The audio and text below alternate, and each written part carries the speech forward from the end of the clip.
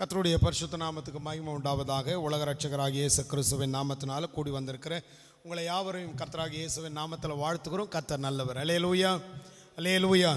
அதாவது இன்னைக்கு திருமண நாள். இந்த திருமண நாளுங்கிறது வேதத்தின்படி பார்த்தா மல்கியாவுடைய புஸ்தகத்தை நாம் திருப்பி கொள்வோமே. மல்கியாவுடைய புஸ்தகம், இந்த திருமணம் என்பது கணவன் மனைவி உறவு என்பது கர்த்தர் எப்படி மனிதர்களை படைத்திருக்கிறார், அவருடைய மகத்துவம் என்ன என்பதை குறித்து கொஞ்சம் நாம் திருப்பி கொள்ளலாம். எல்லாரும் கொஞ்சம் எடுத்தவங்க கொஞ்சம் கூட படிச்சிங்கன்னா ரொம்ப ஆசீர்வாதமாக இருக்கும். ஆகவே திருப்பி கொள்ளலாம். மல்கியா 2வது அதிகாரம் 15வது வசனம், 15, 16 அந்த வசனத்தை நம்ம இப்போ படித்து பார்த்தோம்னு சொன்னால், இந்த திருமண வாழ்க்கை குறித்து, இந்த திருமண காரியத்தை குறித்து வேதம் மிகவும் அது கனப்படுத்தி சொல்லப்பட்டிருக்கு. நம்ம பைபிளில் கூட எபிரேயர் 13:4 படிக்கிறோம், விவாகம் யாவருக்கும் கனம் உள்ளதுன்னு சொல்லப்பட்டிருக்கு இல்லையா.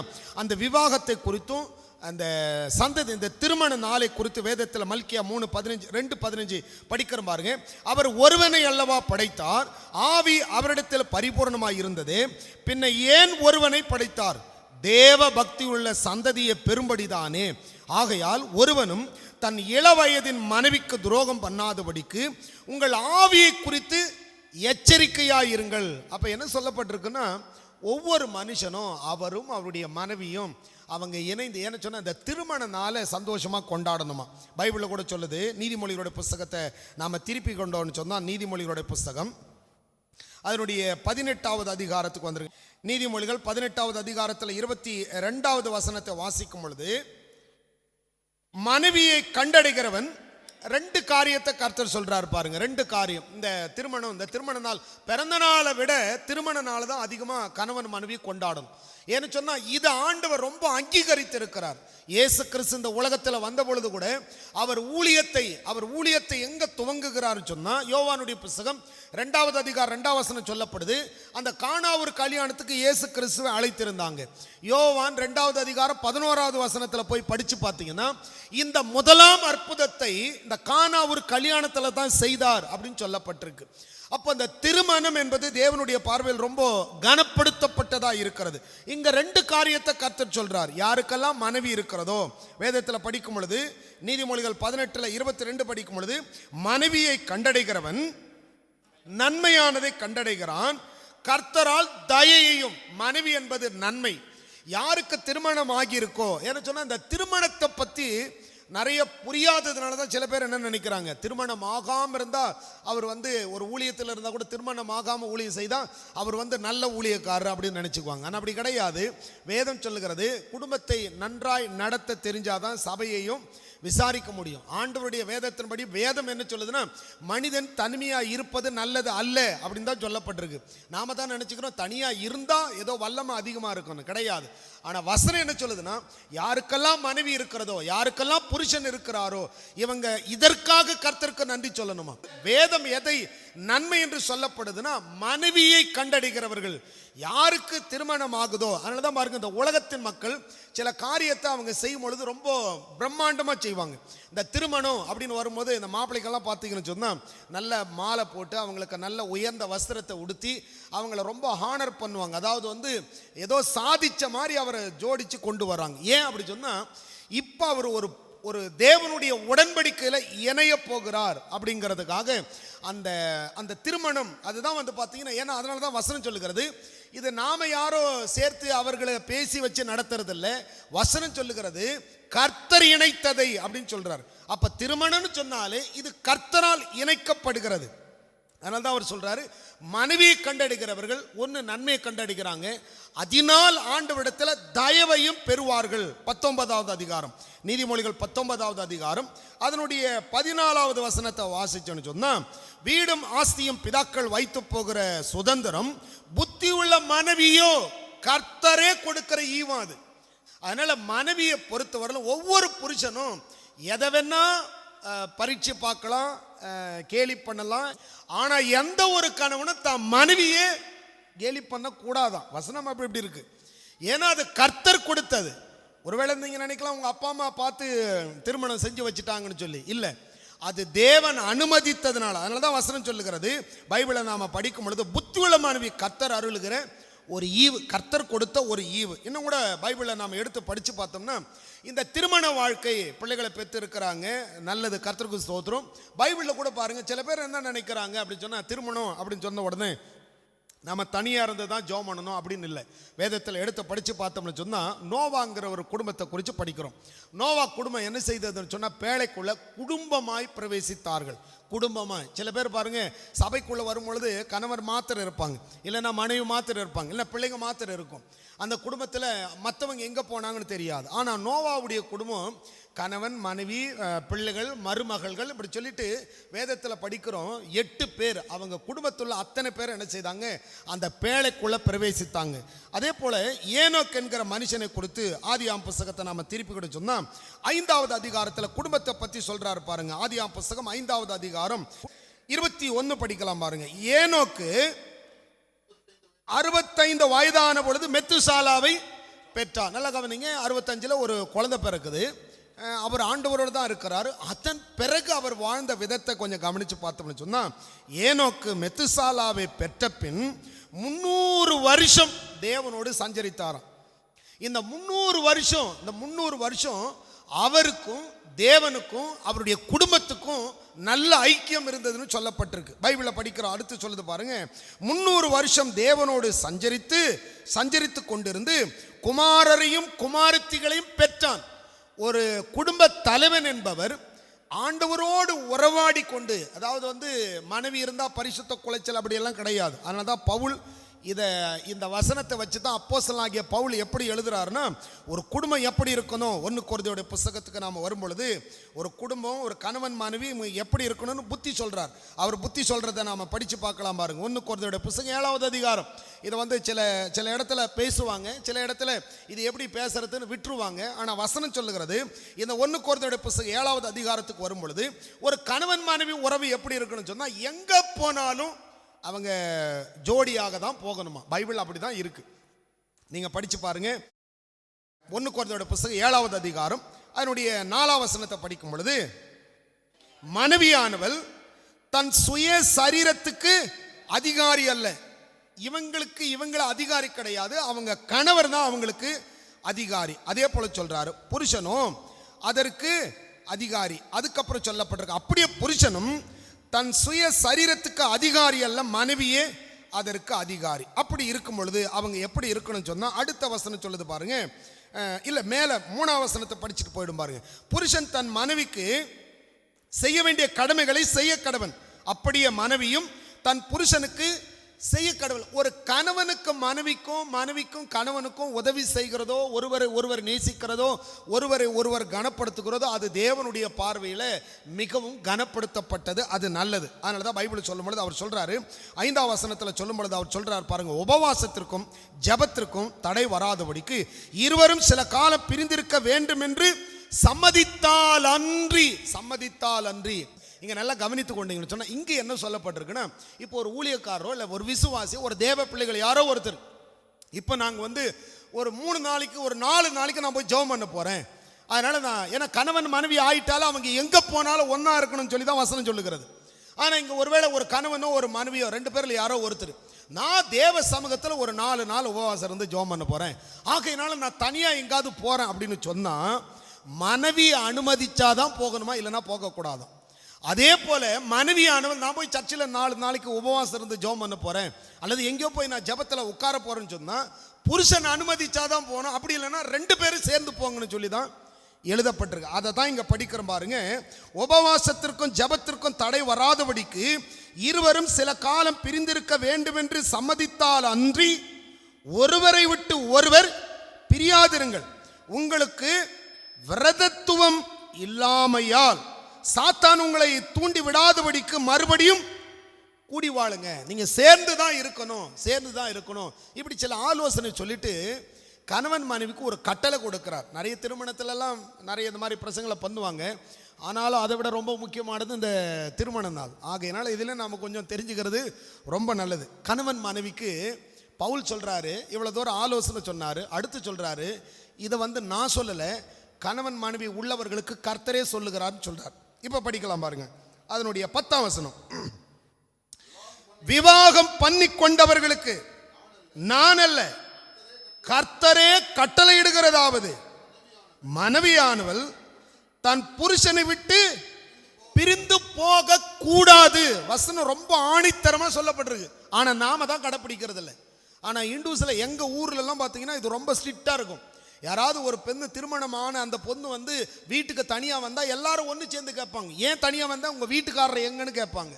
ஒருவேளை சண்டை போட்டுட்டு வந்துட்டாங்க அப்படின்னு சொன்னா ஒரு 2 நாள் அவ்வளவுதான், 3 நாள் 4 நாள் இருந்தாங்கன்னா பக்கத்து வீட்டுக்காரங்கெல்லாம் வந்துடுவாங்க. என்ன உங்க பொண்ணு கல்யாணம் முடிஞ்சு இங்க வந்து இவ்வளவு நாள் தனியா இருக்கு, புருஷனோட போக சொல்லுங்க, அடுத்து இந்த ஊர்ல இருக்கிற பிள்ளைகளுக்கு கல்யாணம் ஆக வேண்டாமா அப்படின்னு சொல்லி ஊரு கட்டுமானம்னு ஒன்று இருக்கு, வந்து சொல்லுவாங்க ஏன் இவங்க பிரிஞ்சு இருக்கிறாங்க, ஒருவேளை அவங்க புருஷன் சரியில்லையா, வாங்க ஊர்ல இருந்து 4 பேர் போகலாம் அப்படின்னு சொல்லிட்டு. ஏன்னா வேதம் தெளிவா சொல்லுது பிரிஞ்சு போக கூடாது. ஒருவேளை ஊருக்கு போனாலும் எங்க போனாலும் முடிந்த அளவுக்கு ஒரு வேதம் அப்படிதான் சொல்லுகிறது. கர்த்தருக்கு ஸ்தோத்திரம். ராஜன் பிரதர் தான் அடிக்கடி சொல்லுவார், எங்கெங்க ஜோடியா கிளம்பிட்டீங்கன்னு சொன்னா அதுக்கு தான் கட்டி வச்சாங்க அப்படின்னு சொல்லி. சரி, கர்த்தருக்கு ஸ்தோத்திரம். வசனம் கூட அப்படிதான் எழுதப்பட்டிருக்கு, பைபிள் அப்படிதான் சொல்றார். பவுல் சொல்றார், விவாகம் பண்ணி கொண்டவர்களுக்கு, நான் சொல்லல, கர்த்தரே சொல்லுகிறதாவது பிரிந்து போகவே கூடாது. ஆனா இந்துஸ்ல பாருங்க, அடிச்சாலும் என்ன செஞ்சாலும் அங்கேயே இருக்க சொல்றாங்க. அவங்க சில பழமொழி வச்சிருக்கிறாங்க, அவங்களுக்குன்னு சொல்ல சில பிரின்சிபல் இருக்கு. கல்லானாலும் கணவன், புல்லானாலும் புருஷன். அவங்க சொல்றாங்க அடிக்கிற கணவனா இருந்தா கூட சரி சுமங்கலியா போய் சேர்ந்துருன்னு. இப்படி உலகத்தினுடைய வழக்கம். அதுக்காக அடிக்க சொல்லல, கிறிஸ்தவன் தெளிவா சொல்லுது மனைவியை அடிக்க கூடாதுன்னு சொல்லி தான் சொல்லப்பட்டிருக்கு. ஆனா கவனிக்க வேண்டியது என்னன்னு சொன்னா, இந்த திருமணங்கிறது ரொம்ப விசேஷம். கணவன் மனைவிங்கிறவங்க பிறந்த நாளை கொண்டாடுறத, பண்டிகைகளை கொண்டாடுறத விட திருமண நாளை தான் ரொம்ப அதிகமா செலிப்ரேட் பண்ண சொல்லி இருக்கு. நல்ல வஸ்திரத்தை மனைவிக்கு எடுத்து கொடுத்தோ, மனைவியானவங்க புருஷனுக்கு என்ன பிடிக்குமோ அதெல்லாம் நல்லா சமைச்சு கொடுத்தோ, பைபிளை தான் சொல்லுது உன் இள வயதின் மனைவியோட சந்தோஷமா இருன்னு சொல்லி எழுதப்பட்டிருக்கு. இது அப்படியே இருக்கட்டும். இந்த நம்ம மல்கியா புஸ்தகம் வாசிச்சுல 2வது அதிகாரம், அதை போயிட்டு இங்க திருப்பி வந்துடலாமா இருக்கு. மல்கியா 2வது அதிகாரத்தில் 15வது வசனத்தை படிச்சோம் இல்லையா, 16வது வசனத்தை படிக்கலாமா. மல்கியா 2:16, தள்ளி விடுதலை நான் வெறுக்கிறேன். தள்ளி விடுதலை கிறிஸ்தவத்தில், இந்த கிறிஸ்தவ வாழ்க்கைங்கிறது தள்ளி விடுறதே கிடையாது. பைபிளை முறைமைப்படி பார்த்தா, கிறிஸ்தவ முறைமைப்படி பார்த்தா 2-3 காரியங்கள் சொல்லப்பட்டிருக்கு. ஒன்று, கிறிஸ்தவத்தில் அந்த அபாஷன் கிடையாது, கருக்கலைப்பு செய்யக்கூடாது, அது ஒரு பெரிய கொலைக்குற்றம், அதுக்கு நிறைய வசனங்கள் இருக்கு, அதை செய்யக்கூடாது. 2வது, காதல் திருமணம் பண்ணக்கூடாது. பைபிளில் காதல் திருமணத்துக்கு அப்ரூவல் இல்லை. ஒருவேளை ஒரு சிலர் 1000 பேசலாம், பைபிளை நல்லா எடுத்து பார்த்தீங்கன்னா திருமணம் என்பது பெற்றோர் தான் பார்த்து அவர்களுக்கு திருமணம் செய்து வைக்கணும். அதுதான் பைபிளில் சொல்லப்பட்டிருக்கு. பைபிளில் 2 பேர் அது போல லவ் மேரேஜ் பண்ண 2 பேர் இருக்காங்க. ஒன்று யாக்கோபு. யாக்கோபு என்ன செய்தான்னு சொன்னா, அவன் அப்படிதான் போயிட்டு லாபானுடைய வீட்டில் ராகேலை நேசித்தான். போய் மாமா கிட்ட பொண்ணு கேட்குறான், 7 வருஷம் வேலை பாரு அப்பதான் உனக்கு கொடுப்பேன்னு சொன்னாங்க. 7 வருஷம் அவனுக்கு ரொம்ப ஈஸியா போச்சான், அவ்வளவு ஆசை அவன் மேல. அந்த 7 வருஷம் முடிஞ்ச உடனே கல்யாணம் கட்டின பிறகுதான் தெரியுது, விடிஞ்ச உடனே மனைவிக்கு கண்ணு ஓர பக்கமா இருக்கு. என்னையா ஏமாத்திட்டுன்னு சொன்னா அவன் சொல்றான், நான் கரெக்டாக தான் செஞ்சேன், மூத்தவன் இருக்கும்போது எப்படி இளையவளை நான் திருமணம் செய்து கொடுக்க முடியும். அப்புறம் கேட்குறாங்க, அப்போ நான் எனக்கு என் ஆசை நாயகை அடைவதற்கு நான் என்ன செய்யறது, இன்னும் 7 வருஷம் வேலை பாரு. அவன் அப்படி ரொம்ப கடுமையாக வேலை பார்த்து அவளை திருமணம் செய்து தான் அழகான மனைவியை அவங்க அம்மா கிட்ட காட்டுறதுக்காக கூட்டிட்டு போறாங்க. அவ கடைசியில் அவ தகப்பன் வீட்டுக்கு போய் சேரலை. ஏன் போய் சேரலைன்னு சொன்னா, ஆண்டவருடைய சித்தம் என்பது ராகேல் கிடையாது, லேயால் தான். ஆனால் நல்லா கவனிச்சு பாருங்க, அது ஒரு அவ போய் சேர கிடையாது. காரணம் இவனுடைய சுயமான தேர்வு. அதே போல இன்னொரு தேர்வு தான் சிம்சோன். சிம்சோனுக்கு அது போலதான் ஒரு இடத்துல ஒரு பொண்ணை பார்த்துட்டு சொல்றான், இந்த பொண்ணை தான் நான் கல்யாணம் கட்ட போறேன். அதுக்கு அவங்க அம்மா சொல்றாங்க, வேண்டாப்பா இவங்க புறஜாதிங்க, இவங்க வேண்டாம் அப்படின்னு சொல்லும் போது அவன் சொல்றான், இல்ல இவ என் கண்களுக்கு இனிமையா இருக்கிறான், என் கண்ணுக்கு இனிமையா இருக்கிறான்னு சொன்னான். அதனுடைய விளைவு தான் கண்ணை பிடிங்கி காசாவில மாவரைக்க விட்டாங்க. எந்த ஒரு குடும்பத்தில் பெற்றோர் திருமணம் செய்து வைக்கிறாங்களோ அந்த குடும்பம் மிக ஆசீர்வாதமா இருக்கும். அதனாலதான் பைபிள் வந்து திருமணத்தை அப்படி கௌரவப்படுத்துகிறது. எல்லாரும் கூடி வரணும், ஊழியக்காரர்கள், உற்றார் உறவினர்கள் எல்லாரும் வாழ்த்தணும். அது எப்போ திருமணம் ஆகும்பொழுது மட்டுமல்ல, திருமணம் முடிந்த பிறகு கூட இந்த மாதிரிலாம் நாம ஒன்று கூடி, உண்மையாகவே இன்னைக்கு ஒரு நல்ல விசேஷமான நாள் தான். கர்த்தருக்கு ஸ்தோத்திரம். ஏன்னு சொன்னா, நம்ம எல்லா பரிசுத்தவான்கள் கூடி வந்து உங்க வீட்டில் வாழ்த்துறது ரொம்ப சந்தோஷமான விஷயம். திருமண நாள் எப்போ வருது அப்பெல்லாம் வாழ்த்தணும். முன்னோர்கள் எல்லாம் வாழ்த்துவாங்க இல்லையா, 16 பெற்று நீங்க அதை விட அதிகமான கிருபைகளை, தயவை, இரக்கத்தை பெற்று நீங்க ஆசீர்வாதமா இன்னும் அநேக நாட்கள். ஏன்னா கிறிஸ்தவத்தில் ஒரு கணவன் மனைவிக்கு எப்படி சொல்றாருன்னா, கர்த்தர் சீயோனிலிருந்து உன்னை ஆசீர்வதிப்பார். அந்த ஆசீர்வாதம் எப்படி இருக்குமா, பிள்ளைகளின் பிள்ளைகளையும் இஸ்ரவேலுக்கு உண்டாகும் சமாதானம். அதுதான் இந்த திருமண நாளில் கர்த்தர் கொடுக்கிற ஆசீர்வாதம். பிள்ளைகளின் பிள்ளைகளை இஸ்ரவேலுக்கு உண்டாகும். ஆனா அந்த கிறிஸ்தவ குடும்பத்துல தான் இந்த தள்ளி விடுதலை கர்த்தரை வெறுக்கிறாராம். எனக்கு மனைவி பிடிக்கல, எனக்கு புருஷன் பிடிக்கல, அவர்கிட்ட சண்டை போட்டு எங்க அம்மா வீட்டுக்கு போறேன், அல்லது ஒரு வாரத்துக்கு நான் பேசாம இருக்க போறேன். அந்த முடிவுகளை திருமணம் ஆனவங்க எடுக்கவே கூடாது. பைபிள் அப்படிதான் சொல்லப்பட்டிருக்கு. தள்ளி விடுதலை நான் வெறுக்கிறேன் என்று இஸ்ரவேலின் தேவனாகிய கர்த்தர் சொல்லுகிறார். அப்படிப்பட்டவன் கொடுமையினால் தன் வஸ்திரத்தை மூடுகிறான் என்று சேனைகளின் கர்த்தர் சொல்லுகிறார். ஆகையால் நீங்கள் துரோகம் பண்ணாமல் உங்கள் ஆவியை குறித்து எச்சரிக்கையாயிருங்க. என்ன ஆவியில் இருக்கிறோம்? ஒவ்வொரு நாளும் மனைவியை குறித்து என்ன சிந்தையோடு, புருஷனை குறித்து என்ன சிந்தையோடு. ஆண்டவருடைய வார்த்தை என்ன சொல்லுதுன்னா, கணவன் மனைவி நீங்க சந்தோஷப்பட்டு நீங்க ஆண்டவருடைய நாமத்தினால மகிழ்ச்சியோடு இந்த வாழ்க்கையை நீங்க நடத்துவீங்கன்னு சொன்னா, பைபிளை பாருங்க, இந்த திருமணத்தை ஆண்டவர் தான் சொல்றார். ஆதியாகமம் புத்தகம் 2வது அதிகாரத்தில் போய் படிச்சு பார்த்தீங்கன்னா 18ஆம் வசனத்தில் சொல்றார், மனிதன் தனிமையா இருப்பது நல்லது அல்ல அப்படின்னு சொல்லிட்டு ஒரு ஏற்ற துணையை கர்த்தர் கொடுக்கிறார். தேவனுக்கு மனுஷன் இப்படிதான் இருக்கணும் அப்படின்னு அவங்கள அங்கீகரிக்கிறார்.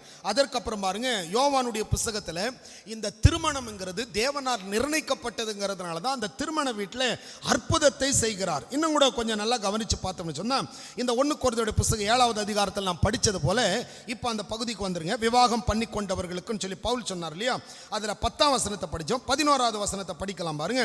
பிரிந்து போனால் அவன் விவாகம் இல்லாதிருக்க கடவன், அல்லது புருஷனோடு ஒப்புரவாக கடவன். புருஷனும் தன் மனைவியை தள்ளிவிடலாகாது. இங்க பைபிளை சொல்லுது. இங்க திருமணங்கிறது ஏதோ நாம நினைக்கிற மாதிரி விளையாட்டு விஷயம் கிடையாது. இது கர்த்தர் இணைத்தது. ஆண்டவருக்கு தெரியும், கர்த்தர் இணைத்தா 4 பேர் ஒன்று சேருவானுங்க, இவனுங்களா சேர்ந்து பிரித்து விட்டுருவானுங்க அப்படின்னு சொல்லிட்டு தான் இதுக்கு ஒரு சட்டத்தை கொண்டு வருவாங்கன்னெல்லாம் ஆண்டவர் அறிந்ததுனால தான் இந்த பிரித்து விடுறதுக்கு வேதத்தில் அனுமதிக்கவே இல்லை. பைபிளில் கூட இயேசு கிறிஸ்து வரும்போது சொல்றார், இயேசு கிறிஸ்துவகிட்ட எல்லாரும் போய் கம்ப்ளைண்ட் பண்றாங்க, மோசே சொன்னானே விபச்சார பாவம் செய்திருந்தா பிரிச்சு விடலான்னு சொல்லி இருக்கிறானே அப்படின்னு கேட்கும்போது ஆண்டவர் சொல்றாரு, அது உங்க இருதய கடினத்தின் நிமித்தம் அவன் அப்படி சொன்னான், ஆனா வேதத்தின்படி அது கிடையாது. அப்ப என்ன செய்யணும்? அவங்களுக்காக மனம் மாறும்படி ஜெபம் பண்ணுங்க. யார் எந்த தப்பு செய்யறாங்களோ ஒருவர், ஏன்னா பைபிள் அப்படி சொல்லுது, ஒருவரை ஒருவர் நேசித்து. அதனால தான் திருமணத்தில் என்ன பண்றாங்க? அறிக்கை கேட்கறாங்க. அதாவது வாழ்விலும் தாழ்விலும் இன்பத்திலும் துன்பத்திலும், அன்னைக்கு மட்டும் இல்லை, அது கடைசியில் இந்த உடன்படிக்கைங்கிறது ஒவ்வொரு கணவன் மனைவியும் மரணம் வரையிலும் அந்த உடன்படிக்கை கடைப்பிடிக்கணும். ஏன்னு சொன்னா தேவன் அந்த திருமணத்தை அப்படி ஆசீர்வதித்து இருக்கிறார். சில கணவன் மனைவி வாழ்ந்தாங்க. எப்படி வாழ்ந்தாங்க? லூக்காவுடைய புத்தகம் 1வது அதிகாரத்தை நாம திருப்பி கிட்ட சொன்னா, லூக்காவுடைய புத்தகம் இங்க ஒரு கணவரை படிக்கிறோம். எலிசபெத் சகரியாங்கிற ஒரு தம்பதியினரை குறித்து படிக்கலாம் பாருங்க. லூக்கா 1 அதிகாரத்தில் 6ஆம் வசனத்தை பாருங்க. அவர்கள் இருவரும், இங்க பைபிள் சொல்லுது 2 பேரும் இணைந்து, கணவன் மனைவி, இவங்களுக்கு குழந்தை இல்லை, ஆனா குழந்தை இல்லைன்னு சொல்லி ரொம்ப வயதாயிட்டு இவங்களுக்கு வயதான தம்பதியினர், ஆனாலும் கணவன் மனைவியும் பிரியாம தான் இருந்தாங்க. சபைக்கு போகும்பொழுது 2 பேரும் ஒன்னா தான் சபைக்கு போறாங்க. அவர் ஆசாரிய வேலை பார்க்கிறார். ஆனாலும் அவர்களை குறித்து வேதம் சொல்லுகிறது, இவர்கள் இருவரும் ஆலயத்துக்கு போகிறதிலும் வேத வசனத்தை கை கொள்ளுகிறதிலும், விசேஷமா கிறிஸ்தவ குடும்பம் கண்டிப்பா பிள்ளைகளோடு சேர்ந்து ஜெபம் பண்ணணும், பிள்ளைகளை ஜபத்தில் வளர்க்கணும். இந்த பிள்ளைகள் வளர வளர குடும்பத்தில் வேத அறிவிலையும் குடும்ப ஜபத்திலையும் அப்படி நாம வளர்ப்போமே. ஆனால் லூக்கா புத்தகம் 1வது அதிகாரம் 6ஆம் வசனம் சொல்லுது, அவர்கள் இருவரும் கர்த்தரிட்ட சகல கற்பனைகளின் படியேயும் நியமங்களின் படியேயும் குற்றமற்றவர்களாய் நடந்து. யாரு இவங்க? 2 பேரும் ஒருத்தர்கிட்ட ஒருத்தர் குறை சொல்ல முடியாத அளவுக்கு இவங்க வாழ்ந்தாங்களாம். வாழ்க்கைன்னா அப்படிதான் இருக்கணும். இன்னும் கூட படிச்சு பார்த்தோம்னு சொன்னா இன்னொரு வசனத்தை திருப்பி கொள்ளலாம். அப்போஸ்தலருடைய புத்தகம் ஆக்கில்லா பிரிஸ்கில்லா, இவங்களுடைய ஹஸ்பண்ட் அண்ட் ஒய்ஃப், இவங்களுடைய லைஃப் எப்படி இருக்கு பாருங்க. அப்போஸ்தலருடைய புத்தகம் கடைசி அதிகாரம் 28வது அதிகாரத்துக்கு வந்துருக்கு. வேதம் ஒரு கிறிஸ்தவர்களுக்கு, ஒரு குடும்பத்துக்கு, கணவன் மனைவியை குறித்து மாமனார் மாமியார் கொடுக்க வேண்டிய சில சாட்சிகள். உண்மையா ஒரு சிலரை ரொம்ப பாராட்டலாம்.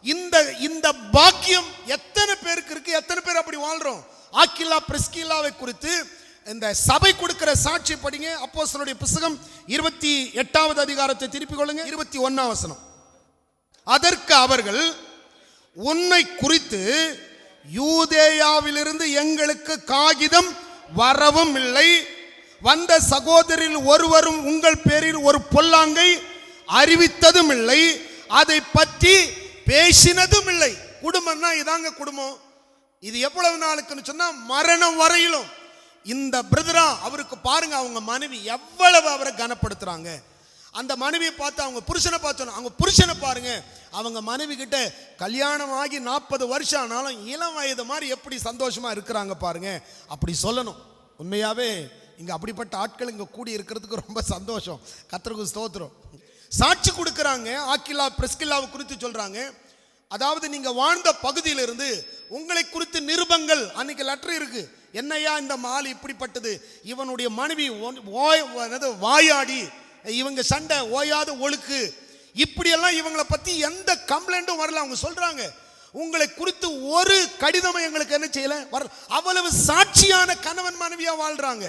இந்த கிறிஸ்தவர்கள் என்பது அதுதான். இந்த கிறிஸ்தவன் சொன்னாலே சும்மா வீட்டுக்கு மட்டும் சில வீட்டில் எழுதி வச்சிருப்பாங்க, இயேசுவே இவ்வீட்டுக்கு தலைவர், உள்ள போனா பிசாசு தான் தலைவனா இருக்கும். ஒரு நாள் ஒரு வீட்டுக்கு போறோம் பாருங்க, என்னை பார்த்து உடனே ஓடி எல்லா வயிறும் பறிக்கிறாங்க. ஏன்னா உள்ள ஏதோ ஓடிட்டு இருந்திருக்கு. வெளியில் என்ன இருக்கு, இயேசுவே இவ்வீட்டின் தலைவர். முன்னாடி ஒன்று எழுதி வச்சிருந்தாங்க, இன்று வேதம் வாசித்தாயா. கர்த்தருக்கு ஸ்தோத்திரம். ஒரு பேருக்காக இல்லாம இவங்களை குறித்த நான் இது ரொம்ப யோசிப்பேன் பாருங்க. ஹஸ்பண்ட் அண்ட் ஒய்ஃப்னா கஷ்டங்கள் இருக்கலாம், சண்டைகள் இருக்கலாம். சண்டையே இல்லாத குடும்பமே கிடையாது, சண்டை வராத குடும்பம் கிடையாது. பரிசுத்தவான்கள் கூட சபையில் கூட பாருங்க, ஆறாத நேரத்தில் கூட சில பேர் சண்டை போட்டுருப்பாங்க, சத்தமா பாடு அப்படின்னு சொல்லிட்டு ஏதோ ஒன்று அவங்களுக்குள்ள இருக்கும். ஆனா அது அப்பவே, ஏன்னா பைபிள் அப்படித்தான் சொல்லுது, சூரியன் மறைவதுக்குள்ள உங்களுடைய சண்டையெல்லாம் என்ன செய்தணும். அதனாலதான் குடும்பத்தில் குடும்ப ஜபம்னு வச்சிருக்கிறது. ஏன்னா அந்த குடும்ப ஜபத்தில், அதனால தான் பவுல் சொல்றாரு, உங்க குடும்பத்தில் உங்க ஜப வாழ்க்கைக்கு பிரச்சனை வராதபடி புருஷன் மனைவியை அனுமதிக்கலையா போகாதீங்க. புருஷனை மனைவி அனுமதிக்கணும், அதே போல மனைவியை புருஷனை அனுமதிக்கணும். ஏன்னா சில இடங்களில் சிலது நம்ம இது நல்ல நேரங்கள், அதனால ஆசீர்வாதமானதான் பேசணும். பிற்போக்கான காரியத்தை நாம பேச வேண்டாம். உலகத்தில் என்ன வேணா நடக்கலாம், அது நமக்கு முக்கியம் அல்ல. ஆனால் ஆண்டவருடைய பிள்ளைகள் நம்மை கர்த்தர் எவ்வளவாய் நம்மை நேசிக்கிறார். இந்த திருமண வாழ்க்கை ரொம்ப எனக்கு தெரிஞ்சு நான் ரொம்ப, ஏன்னா இது கல்யாண வீட்டிலலாம் நிறைய பேச முடியாது. கல்யாண வீட்டில் மாப்பிள்ளை பொண்ணை பற்றி பேசினா எல்லாம் சாப்பாட்டுக்கு போகிறதுல பரபரப்பாக இருப்பாங்க. சில பேர் சொல்லியே வச்சிருவாங்க, 20 நிமிஷத்தில் முடிச்சிருங்க அப்படின்னு சொல்லிட்டு. மற்றதுக்கெல்லாம் நேரம் ஒதுக்குவாங்க. அது கிறிஸ்தவ வாழ்க்கையில் ஒரு சில கிறிஸ்தவன் கிட்ட இருக்கிற ஒரு சில குறைவு. ஆனால் 1 பேதுருல அவர் எழுதுறார் பாருங்க, ஒரு குடும்பம் எப்படி இருக்கணும். 1 பேதுருடைய புத்தகம் 3வது அதிகாரத்தை கொஞ்சம் திருப்பி கொள்ளலாமா. 1 பேதுரு 3வது அதிகாரம் அதனுடைய வசனத்திலிருந்து வாசிக்கும் பொழுது, ஒரு கணவனுக்கு ஒரு மனைவிக்கு எது அழகு? கலர் கிடையாது. கலர் என்னைக்கு வேணா என்ன செய்யலாம், என்னைக்கு வேணா முகங்கள் சுருக்கம் விழலாம். அழகு நிலையற்றது, அது மாறும். உண்மையான அழகு என்பது நிறம் கிடையாது, முகம் கிடையாது. உண்மையான அழகு என்பது அவங்களுடைய இந்த கல்யாண வீட்டிலலாம் நிறைய ஜோக்கு சொல்லுவாங்க, நிறைய இடத்துல நிறைய கதைகள் எல்லாம் சொல்ல நீங்களும் நிறைய கேள்விப்பட்டிருப்பீங்க. ஒரு நாள் ஒருத்தர் ஒரு பொண்ணை பார்த்துட்டு இந்த பொண்ணு தான் நான் கல்யாணம் பண்ண போகிறேன் அப்படின்னு சொன்னானோ. அப்போ அவங்க அம்மா சொன்னாங்களாம், அடே வேணும் போது வாயை போய் அடிச்சிட்டானோ, நீ அப்போல பேசக்கூடாது, அந்த பொண்ணு தான் எனக்கு வேணும். சொன்னால் கேள்றான் போது வாயை அடிச்சிட்டான், நீ அந்த பொண்ணை பற்றி எதுவுமே பேசாத, அந்த பொண்ணை பற்றி மைனஸாக ஏதாவது சொன்னேன்னா எனக்கு ரொம்ப கோபம் வந்துடும், அவளை பற்றி பேசாதுன்னு. சரி விட்டுட்டாங்க. திருப்பி அந்த பொண்ணை தான் கல்யாணம் பண்ணும். அவங்க வேண்டான்னு சொல்கிறதுக்கு அவன் விடவே கிடையாது. சரி வேறு வழி இல்லாமல் யாராரோ சொல்லி தடுத்து பார்த்தாங்க. கடைசியில் அவன் கேட்காம, ஏண்டா அந்த பொண்ணு வேணும்னா அவளுக்கு நீளமான முடி இருக்குது, அழகான பல் இருக்குது, அழகாக இருக்கிறா, அதனால் அவளை தான் கல்யாணம் பண்ணுன்னு சொன்னானோ. சரி இது நிறைய கேள்விப்பட்டிருப்பீங்க, கர்த்தருக்கு ஸ்தோத்திரம். சரி வேறு வழி இல்லாமல் கல்யாணம் கட்டி கொடுத்துட்டாங்க. கல்யாணம் கட்டி கொடுத்தோடனே அந்த வீட்டில் போனவொடனே கண்ணாடியை கழட்டிட்டானா. கண்ணாடி கழட்டிட்டு நம்ம பேசலாம், கண்ணாடி கழட்டினோடனே தேடுதான். ஐயோ உனக்கு கண்ணு தெரியாதா, அடி பாவின்னு முடிய பிடிச்சிருந்தான், முடி தனியாக வந்துருச்சான். ஐயோ இது ஒட்டு முடியா, ஓங்கி ஒன்று பலான்னு கொடுத்தானா பல்லு சேட்டில் தனியாக வந்துருச்சான். ஐயோ மோசம் போயிட்டேன்னு வெளியே ஓடி அம்மா அதைத்தானே தான் நான் சொன்னேன், நீ என்னடா சொல்ல விட்ட அப்படி. அதனால இந்த அழகை பார்த்து வர குடும்பம் அப்படிதான் இருக்கும். இது அழகை பார்த்து அல்ல, கிறிஸ்துவை பார்த்து. ஒரு குடும்பமும் சண்டை வந்தா கூட, பிரச்சனை வந்தா கூட உங்க ஃப்ரெண்ட்ஸ் கிட்ட போய் ஆலோசனை கேட்காதீங்க. ஒரு காரை வாங்கி, ஒரு கார் வச்சிருக்கிறவங்க சைக்கிள் கடைக்காரங்கிட்ட கொண்டு போய் இந்த காரை எப்படி ரிப்பேர் பண்றதுன்னு கேட்டால் அவனுக்கு என்ன தெரியும்? உருவாக்கினவர் கர்த்தர். குடும்பத்தில் சண்டையா, உன் அந்தரங்க கதவை சாத்திட்டு வீட்டில் ஜெபம் பண்ணுங்க. சமாதானத்தின் கர்த்தர் ஒரு சமாதானத்தை கட்டளையிடுவார். மோகன் சிலாசரஸ் அவர் ஒரு சம்பவத்தை சொன்னார். ஒரு வீட்டில் கணவனுக்கு மனைவிக்கு சண்டை, 2 பேரும் முடிவு பண்ணிட்டாங்க பிரிஞ்சு போறதா. ஒருத்தர் இந்த ரூம்ல, ஒருத்தர் இந்த ரூம்ல இருக்கிறாங்க.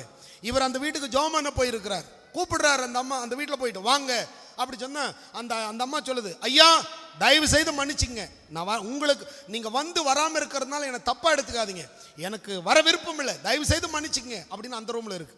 இந்த பிரதரை கூட்ட அவரும் சொல்றாரு, இல்லைங்க ஐயா, என்னால் நீங்கள் என்னை தப்பாக எடுத்துக்காதீங்க ஐயா, நான் வரலைங்க அப்படின்னு அவர் அந்த ரூமில் இருக்கிறார். இவங்களை எப்படி சமாதானப்படுத்துறது தெரியல. உடனே அவர் இருந்த இடத்துல முழங்கால் படிட்டு ஜெபம் பண்ண ஆரம்பித்தார். ஜெபிக்க ஜெபிக்க ஜெபிக்க முதல்ல பிரதர் கதவை திறந்துட்டு வந்தார், அடுத்து சிஸ்டர் கதவை திறந்துட்டு வந்தாங்களாம். அதுக்கப்புறம் இவர் ஜெபிக்க ஜெபிக்க, ஏன்னா குடும்பத்தை சமாதானத்தைப்படுத்த கர்த்தரால் மட்டும்தான் முடியும்.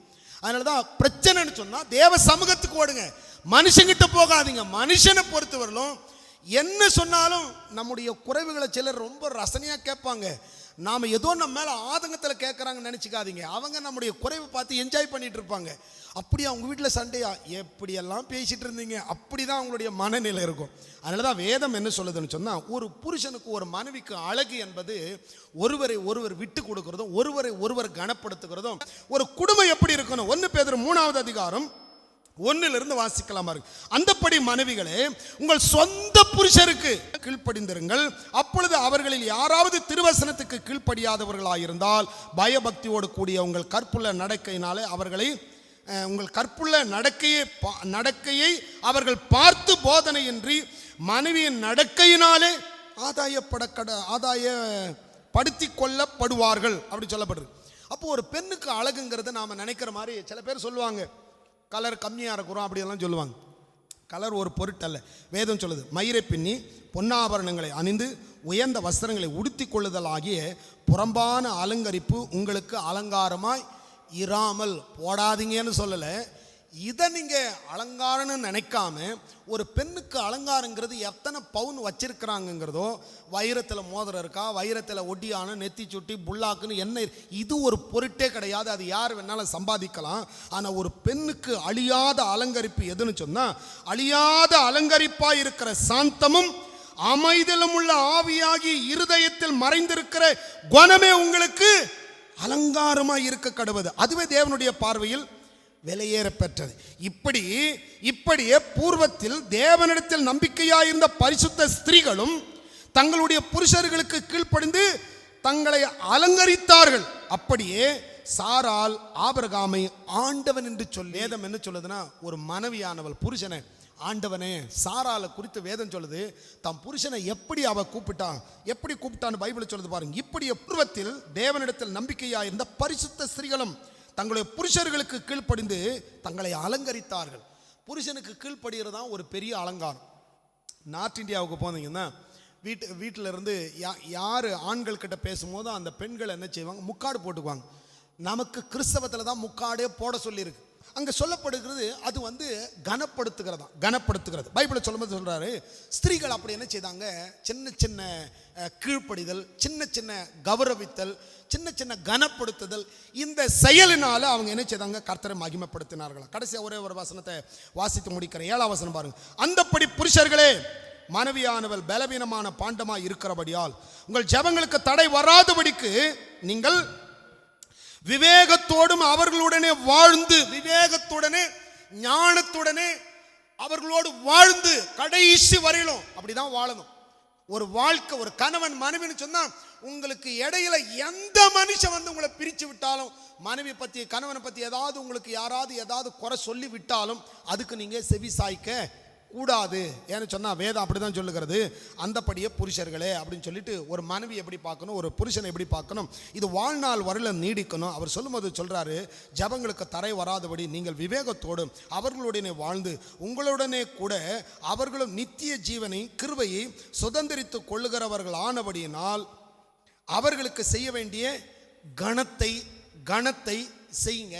புருஷனுக்கு கீழ்ப்படிங்க, மனைவியை நேசிங்க, மரணம் வரையிலும் தேவன் நம்ம இப்படி கொடுத்தாரு. இப்படி வளரும் பொழுது நீங்கள் வளர விதத்தை பார்த்து உங்கள் பிள்ளைகள் என்ன செய்யணும், உங்கள் பெற்றோரை உங்களை ரோல் மாடலை வைத்து அவர்களுக்கு வருகிற சந்ததி உங்கள் மூலமாக அவர்கள் உங்களிடத்திலிருந்து நிறைய காரியங்களை கற்றுக்கொண்டு ஒரு கிறிஸ்தவ குடும்பம் வெற்றி உள்ள குடும்பமா, சாட்சி உள்ள குடும்பமா வாழ்வதற்கு தேவன் உங்களுக்கு கிருபை செய்வாராக. தேவனாகிய கர்த்தர் உங்களை ஆசீர்வதிப்பாராக. இப்பொழுது நாம் கடைசியா நாம் ஜெபிக்க போகிறோம். இன்றைக்கு திருமண நாளை காண்கிற தம்பதியினரை கர்த்தர் ஆசீர்வதிக்கும்படி சில வசனங்களை சொல்லி நம்ம எல்லாரும் ஜெபிக்கலாம். கர்த்தர் சீயோனிலிருந்து உங்களை ஆசீர்வதிப்பார்னு வாக்குத்தத்தத்தை சொல்லுங்க. உங்களுடைய வாழ்க்கை அது சுக வாழ்க்கையா இருக்கட்டும் என்று சொல்லி கர்த்தர் சீயோனிலிருந்து உங்களை ஆசீர்வதித்து நீங்கள் உயிரோடு இருக்கிற நாளெல்லாம் நன்மையும் கிருபையும் உங்களுக்கு தொடரும்படி, நீங்கள் உயிரோடு இருக்கிற நாளெல்லாம் எருசலேமின் வாழ்வை காணும்படி தேவனாகிய கர்த்தர் உங்களுக்கு சகலவித கிருபைகளை கொடுத்து உங்களை ஆசீர்வதிப்பாராக என்று சொல்லி ஆண்டவருடைய நாமத்தில் ஜெபிக்கலாம். எல்லாரும் ஜெபிக்கலாமா? ஆண்டவர் சொன்னார், நீ எவர்களை ஆசீர்வதிக்கிறாயோ அவர்களை நானும் ஆசீர்வதிப்பேன்னு சொன்னார். பைபிள்ல எபிரேயருடைய புத்தகத்தில் படிக்கிறோம். வேதம் சொல்லுது, நீங்கள் ஆசீர்வதிக்கிறதற்கென்று அழைக்கப்பட்டவர்கள் என்பதை அறிந்து ஆசீர்வதிங்க அப்படின்னு சொல்லப்பட்டிருக்கு. ஆகையினால உங்களுடைய கைகளை அவர்களுக்கு நேராக நீட்டி நம்ம கடைசியாக ஒரு ஜெபம் பண்ண போறோம். கர்த்தாவே, உம்முடைய நாமத்தை நன்றியோடு துதிக்கிறோம், மக்கள் நன்றி செலுத்துகிறோம். இரக்கமுள்ள ஆண்டவரே, உம்முடைய நாமத்தை நன்றியோடு துதிக்கிறோம். நீ நல்லவரப்பா. ஜான் கரினோ என்கிற தேவ தாசருக்காக, நான்சி என்கிற கர்த்தருடைய மகளுக்காக உம்முடைய பாதபடியில் வந்து நாங்கள் ஒரு சிறு கூட்டமாக இருந்தாலும் மன நிறைவோடு இவர்களை வாழ்த்துகிறோம் அப்பா. இவர்கள் வாழ்ந்திருப்பார்களாக, இவர்கள் சுகவாழ்வு கர்த்தராலே அது துளிர் விடுவதாக, இவர்கள் எப்பொழுதும் இலை பச்சையாய் இருக்கிற ஒலிவ மரத்தை போல் இருப்பார்களாக. நீர் சொன்னபடி மலைகள் விலகினாலும் பர்வதங்கள் நிலை பெயர்ந்தாலும் என் கிருபை உன்னை விட்டு விலகாது என்று சொன்னவர், உம்முடைய கிருபையினால் இவர்களை வழிநடத்துவீராக, உம்முடைய இரக்கத்தினால் இவர்களை வழிநடத்துவீராக. இவர்கள் இப்பொழுது இருக்கிறதை பார்க்கலாம். கணவன் மனைவி உறவில், சந்தோஷத்தில், சமாதானத்தில், ஐஸ்வர்யத்தில், கர்த்தர் கொடுக்கிற ஆவிக்குரிய வரங்களில் இவர்கள் 1000 மடங்கு பெருகுவார்களாக. ஆசீர்வதிங்க, உயர்த்துங்க, மேன்மைப்படுத்துங்க. உடைய கரம் கூட இருக்கட்டும். உடைய கரத்தில் அர்ப்பணிக்கிற ஜெபம் கேட்டதற்காக ஸ்தோத்திரம். உமக்கே மகிமை உண்டாவதாக. இயேசு கிறிஸ்துவின் நாமத்தில் பிதாவே, ஆமென்.